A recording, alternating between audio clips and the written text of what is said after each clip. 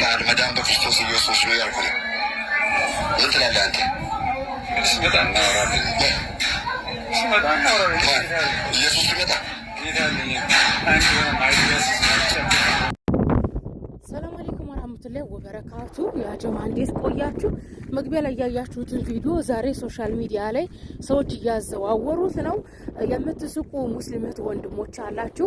በነገራችን ላይ ይህ ቪዲዮ አያስቅም፣ በጣም ነው የሚያስለቅሰው። ምክንያቱም ይህንን ወንድማችንን ቪዲዮ ቀርጾ የለቀቀው የጴንጤ ፓስተር ነው። ይህ ሰውዬ በጣም ቆይቷል ሶሻል ሚዲያ ላይ፣ እኔ አውቀዋለሁ። የኔ ቢጤ ድሆችን የቀን ሰራተኞችን ክሰል የሚሸጡ በቆሎ እየጠበሱ የሚሸጡ እናቶች ጋር እየሄደ ነው ቪዲዮ ቀርጾ እንደዚህ ሶሻል ሚዲያ ላይ የሚለቀው። የዚህ ቪዲዮ ሁለት መልእክት አለው። አንደኛው መልእክት ሙስሊሞችን ይሄው ይሄን ሰውዬ ጴንጤ ላደርገው ነው የሚል ሙስሊሞችን ለማናደድ ነው።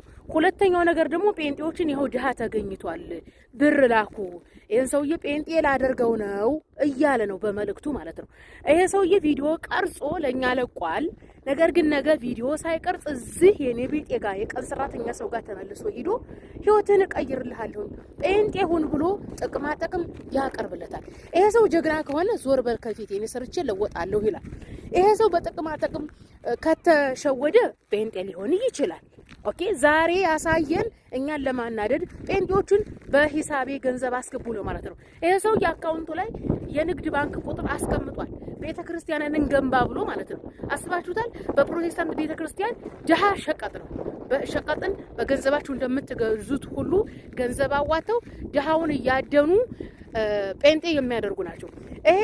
ይሄን ቪዲዮን የቀረጸውን ሰውዬ ፎቶውን አስቀምጥላችኋለሁ። ፊሊዶሮ አካባቢ አዲስ አበባ ላይ ቸርች ያለው ፓስተር ነው። ታስተውሱ ከሆነ ሸገር ሲቲ በጣም ብዙ ቤቶች ፈርሰዋል። ሲፈርስ አብዛኛው ሙስሊም ነዋሪ ነውና ሰው ቤቱ ሲፈርስበት ድሃ